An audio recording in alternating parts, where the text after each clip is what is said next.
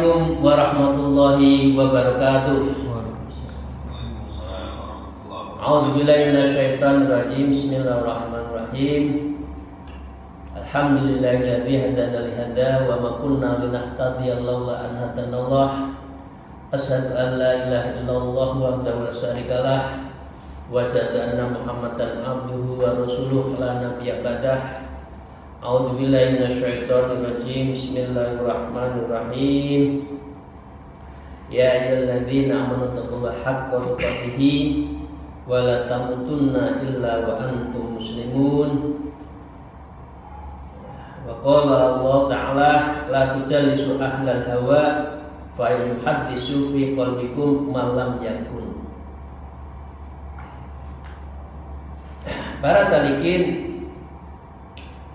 rahimahullah, mari kita bersyukur pada Allah Subhanahu wa taala atas karunia-Nya, irodahnya, kita masih diberi kemudahan untuk melanjutkan dan insya Allah menghatamkan kitab Adabul Suluk, kitab tata cara adab seseorang yang sedang berjalan menuju Allah. Kitab ini sangat bagus untuk kita menjadi pegangan, apalagi sudah pada tingkat kesadaran yang kita bismillah, memang suka tidak suka kita ke akhirat, suka tidak suka kita akan mati. Apa yang kita persiapkan ke negeri akhirat yang abadan seperti itu. Jadi kitab ini sungguh sangat bagus untuk menjadi pegangan kita. Shalawat dan salam semoga tetap terlimpahkan kepada junjungan kita Nabi Agung Nabi Muhammad Rasulullah Sallallahu Alaihi Wasallam. Para salikin rahimahullah, bab ini bicara tentang inayatul tammatu bisubhatil ahjari as-syekh. Jadi bicara tentang bagaimana kita menghadapi, mencari dan bersikap kepada seorang guru, seorang murid. Saya lanjutkan saja para salikin rahimahullah. Wa qala Allahu mu'allif fi hadzal kitab wa nafa'ana bihima bi ulumiha fid dharain amin ya rabbal alamin. A'udzubillahi minasyaitonir rajim. Wal takun laka ayyuhal murid inayatun tamatun bi syubhatil ahyari wa mujalasatis sholihinil abrar wa kun sadidal hirsi ala talabi syaikh sholihin mursyidin nasihin arifin bis syariah salikin lit tari'ah dzaikin lil haqiqah kamilul aqd wasi'as sadr wa hasnas sayasati arifin bi tabaqatin nas mumayyizi baina gharaihim wa fitarihim wa ahwalihim. Para salikin rahimahullah, ini menyangkut terhadap bagaimana prinsip dasar kita berhubungan dan mencari mursyid atau mencari guru. Nah, ini izinkan kita bahas, memang harus dibahas sebagai kelengkapan kitab ini. Para salikin rahmatullah, Al-Quran salah satunya menyebutkan ya ayyuhalladzina amanu taqullaha wa kunu ma'as shodiqin. Wahai orang yang beriman, bertakwalah kepada Allah, wa kunu, dan hendaklah engkau itu selalu bersama, ya, menyertai, tunduk, taat, takzim, hormat, ma'as shodiqin, kepada orang-orang yang shodiqin.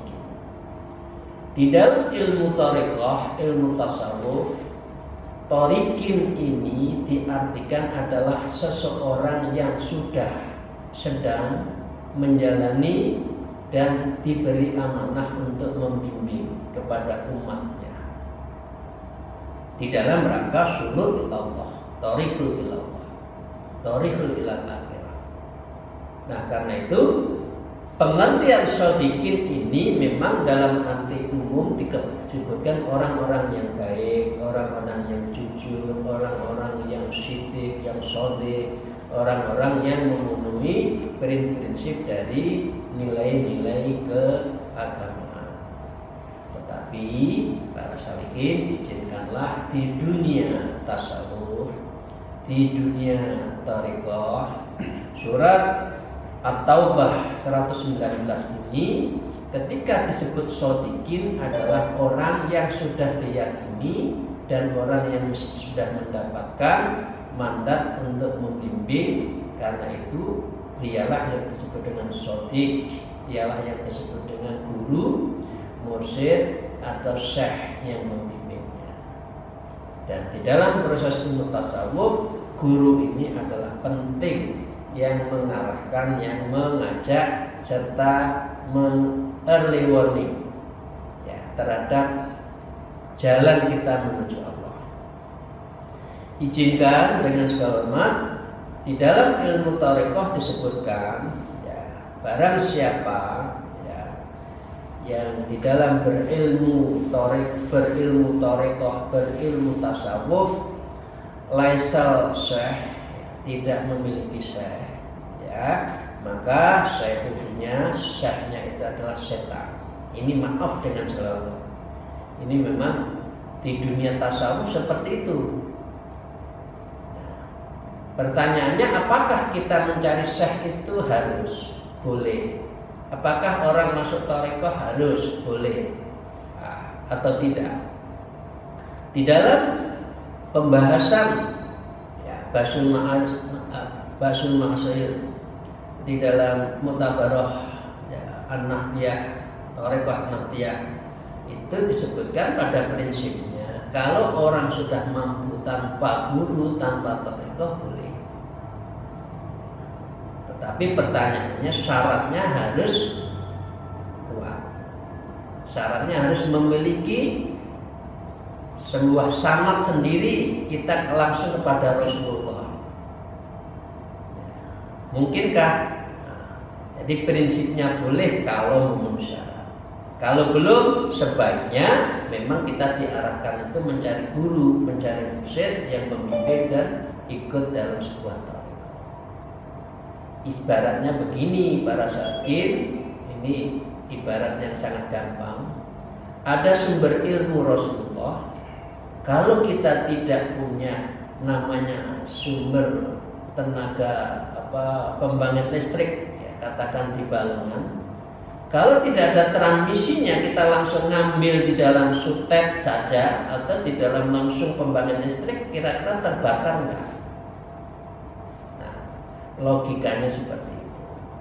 Atau kalau kita tidak punya generator ya, kita alihkan generator kita masukkan ke rumah-rumah kita, maka baru bisa. Tapi kalau kita tidak generator, langsung kabel ini kita sambungkan, maka itu juga bisa terbakar. Jadi ini istilah-istilah orang di dalam tasawuf thariqah seperti itu. Lawang Imam Ghazali saja punya guru, Syekh Bahuddin punya guru, Syekh Amir Kulal, Syekh Baba As-Samasi sampai ke atas urutan ke-16 sampai Rasulullah. Kemudian kita itu siapa dengan segala hormat? Nah, karena itulah mengapa logikanya maka kita perlu sanad yang kuat. Nah, dengan demikian disebutkan di sini adalah kita harus memiliki guru yang dalam ini ma'as shodiqin, kita harus selalu bersama-sama orang yang di jalan Allah. Kira-kira mengapa perlu seseorang itu mengambil guru di dalam ilmu-ilmu kita mendekatkan diri kepada Allah Subhanahu wa taala. Para salikin yang saya hormati, nah sekarang pertanyaan-pertanyaan berikutnya adalah menyangkut apakah mursyid itu mengangkat dirinya. Nah, Ini dengan segala hormat tidak boleh seseorang itu mengangkat dirinya itu mursyid. Karena mursyid itu harus ada mata rantai. Karena itu ada cara yang pertama, seorang mursyid itu memang diangkat oleh mursyid sebelumnya untuk menjadi amanah dalam sebuah daerah tertentu. Yang kedua adalah wasiat. Nanti kalau saya meninggal, mursyid yang meneruskan adalah ini. Misalnya orang-orang suku seperti itu. Yang ketiga, tidak pernah mengangkat, tidak pernah membuat wasiat, yang ada para khulafa, wakilnya. Nah, para wakilnya inilah nanti yang berembuk siapa di antara khulafa atau khalifah itu memutuskan di antaranya menjadi mursyid yang memimpin semua. Kira-kira itu. Jadi dengan demikian ini bukan karangan, bukan sesuatu yang mendeklarasikan diri, tetapi melalui proses panjang yang itu sudah diajarkan melalui mekanismenya sejak dari Rasulullah kepada Syekh Abu Bakar Siddiq sampai kepada sekarang. Nah, karena itu kita bahas tadi, karena kita bicara tentang syekh, tentang mursyid, tentang guru, mekanismenya mengapa dan bagaimana tadi sudah saya sampaikan. Para salikin, wal takun laka ayyuhal murid, ya, hendaklah engkau menjadi seorang yang salik, seorang murid yang sedang menuju Allah di dalam bimbingan gurunya itu, ya, inayatun tammata bisuhadil ahyari wa mujalatis sholihinal abrar. Adalah kita itu mencari perlindungan, ya, inayah, mencari cantolan, mencari bimbingan, mencari pengayoman, mencari rengkuhan, ya, bisyubhatil tamah, yaitu kepada orang yang ngerti memang dalam ilmu tarekat, ilmu syariat dan ilmu tasawuf.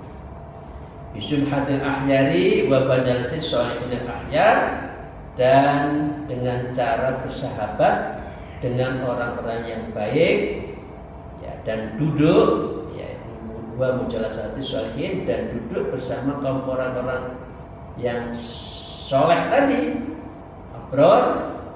Dan orang-orang itu adalah selalu menuju kebaikan.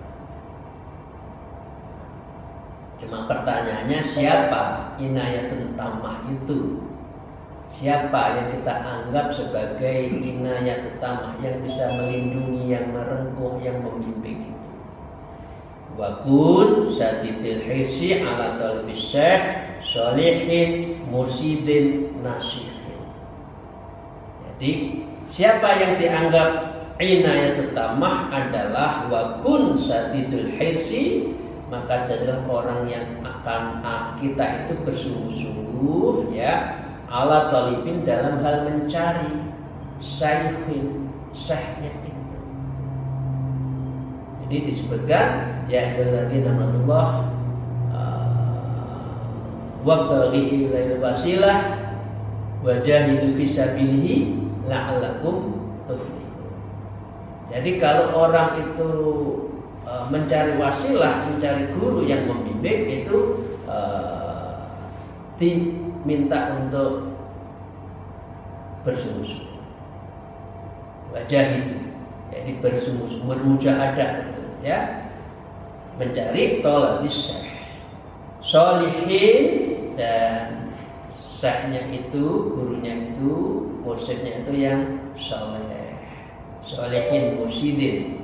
Jadi seorang guru yang betul-betul bisa memberikan warna sebuah kesalehan, ya, dan dia adalah nasihin, dan yang memberikan nasihat.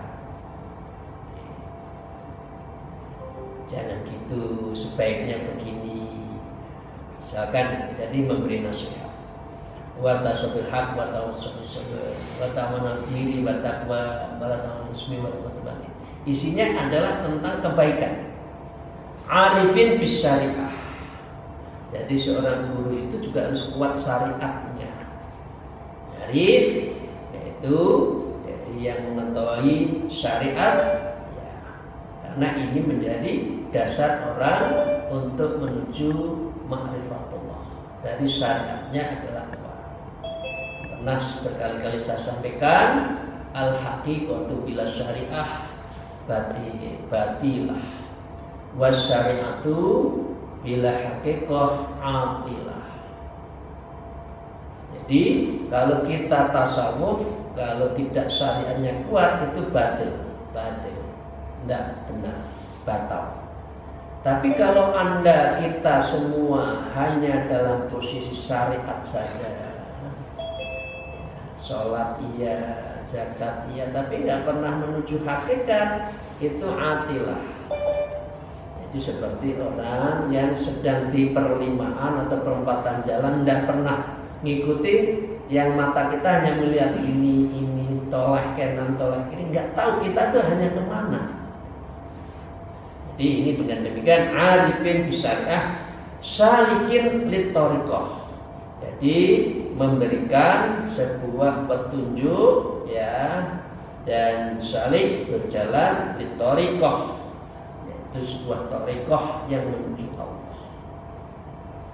Jadi kok ada guru tidak salikin toriqoh, yaitu dalam konteks ilmu tasawuf belum disebut dengan guru, belum disebut dengan mursyid, masih ya ustadz pada umumnya, kira-kira kan gitu ya.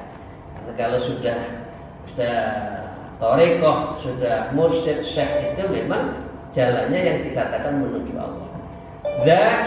Dzaikin lil haqiqah, yaitu menyelami hakikat. Dan itu mengapa di dalam suluk itu ada mujahadah, ada riyadhah, ada dzikrul latifah, ada muqarabah, ya, nanti ada dzikir wukuf bil qalbi, kemudian musyahadah, mukasyafah, itu diajarin semua.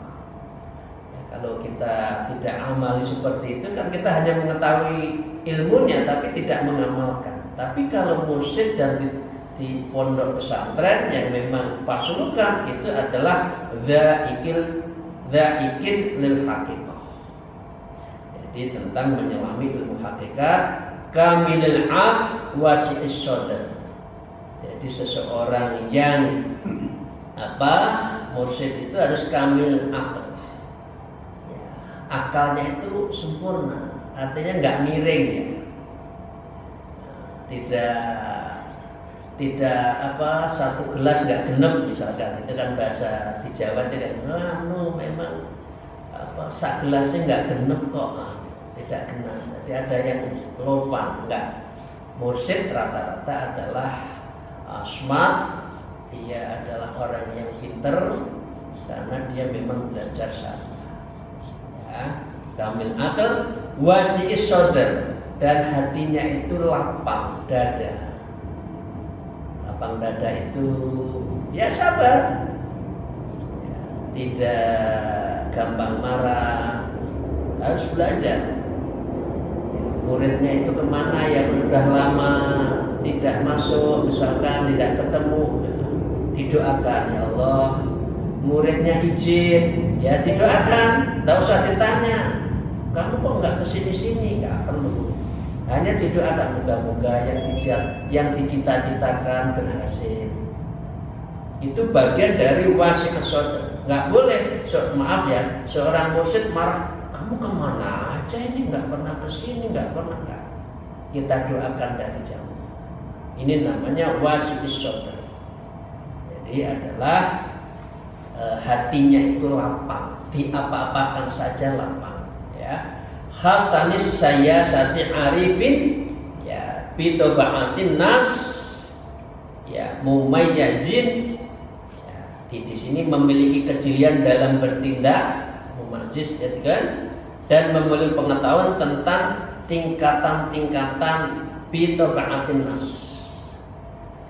Ini masih kedunya, ini masih belum istiqomah. Mengapa? Ini tingkatannya orang tahu. Karena apa? Nanti di situ seorang mursyid akan menentukan siapa khulafa yang membantu. Oh ini bisa membantu. Oh ini belum. Jadi semua ada intuisi seorang arifin bitoba'atin nas itu tobiatnya itu juga menjadi perhatian. Mumayyizah baina gharaizihim wa fitarihim wa ahwalihim, serta dapat membedakan tabiat, pembawaan dan keadaan murid-muridnya. Tapi semua harus dikasih sayang, semua harus dilindungi, semua harus disapa, semua harus didoakan. Karena itu setiap sholat nanti salah satunya doanya itu setelah tawasulnya itu ridha Allah wa muridihi wa khulafaihi wa mursyidihim, semua muridnya itu didoakan. Ini mulai dari guru-guru kita sejak Nabi Muhammad sampai sekarang ya memang begitu. Salah satu tawasulnya itu adalah wa muridihim wa khulafaihim wa mursyidihim. Jadi seorang murid yang ada di mana saja, ya, di pondok pesantren mana saja, torikotnya mana saja, ya misalkan ikut di condet, itu mursyid seluruh dunia mendoakan kita. Itu lebihnya, kita nggak mampu berdoa sendiri, tetapi berjuta-juta orang sedunia ini ya mendoakan kita. Begitu juga sebuah majelis yang ada di Condet mendoakan juga murid yang ada di Maroko, murid yang ada di mana-mana. Jadi ini namanya tidak kuat memikul, menjinjing maka dipikul bersama. Inilah dalam kita bertawasul. Saya lanjutkan para salikin. Maaf kalau saya ada yang tidak berkenan, dan saya mohon maaf. Ini saya hanya membacakan saja dari kitab Adabus Suluk. Saya lanjutkan para salikin rahimahullah. Fa in tawfirta bihi fa'alqin nafsaka alaihi wa hakamhu fi jami'i umurika warji ila ra'yihi wa musarati fi kulli sya'nika waqtadi bihi fi jami' af'alihi wa aqwalihi illa fi ma yakunu khasan minha bi martabatil masyikhah ka mukhalatin nas wa mudaratihim wa da'watil qarib wal ba'id ilallahi wa ma asbaha dzalik fatusallimuhu wala ta'tarid alaihi fi syai'in min ahwalihi la zahiran wala batinan wa in waqa'a fi qalbika syai'un min khawatir fi jihatihi fastahid fi nafihi anka fa illam yantafi fahaddis bihi syai' li yu'arrifaka wajhal kholasi minhu wa kadzalika tukhbirahu bi kulli ma fa'alaka khususan fima yata'allaqu bit tariq. Ini sudah mulai praktek. Tadi prinsip. Para salikin, sahabat-sahabat saya yang saya hormati, dan juga para musyawirin yang ada gambarnya di depan saya di dalam Zoom ini. Fa in dhafirta fi bihi alqin nafsak, jika kau mendapatkan artinya mendapatkan guru tadi, artinya sudah masuk di dalam sebuah proses guru, ya fa'alqin nafsaka 'alaiha wa hakamuhu fi jamil umurika. Fa'alqin nafsaka, maka kamu harus tenggelamkan, masukkan dirimu, lemparkanlah dirimu. Ini bahasa kasarnya. Sudah, saya nggak ada Limaskur, yang ada saya dengan guru saya di pondok pesantren sama Thariqah Naqsyabandiyah Khalidiyah di Kediri di Barat, ya. Wa qamhu fi jamil umurik, dan kamu serahkanlah dirimu dengan segala masalahmu. Konsultasikan. Ya memang beratnya kalau sudah jadi mursyid itu ya begini, memang ini panggilan Allah, mendengarkan keluhan jamaah, keluhan muridnya, minta doa, minta apa, tidak apa-apa, memang seperti itu, ya. Warji ila ra'yihi wa musyarati fi kulli sya'nika, dan kemudian wajib kembalilah kepada pendapat dan usulannya pada setiap hal yang kau hadapi. Jadi kalau sudah konsultasi pada gurunya, ya insya Allah moga-moga ini yang baik. Maka usulannya, pendapatnya, itu kerjakan.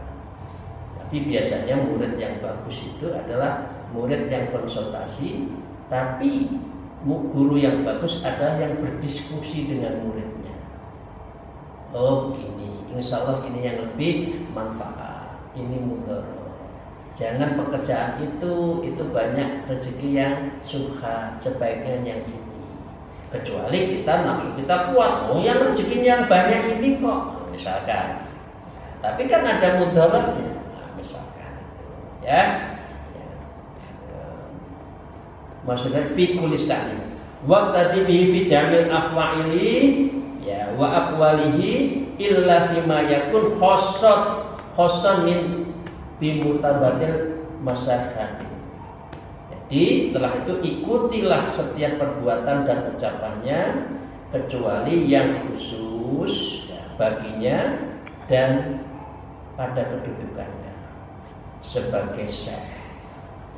Jadi nggak usah terlalu iri dengan syekhnya. Jadi kalau syekhnya ngamalkan ini, kiai, syekh, apa amalan tambahan buat saya? Jangan tanya. Ini kalau di dalam ilmu thariqah gini, sudah diukur, Anda belum.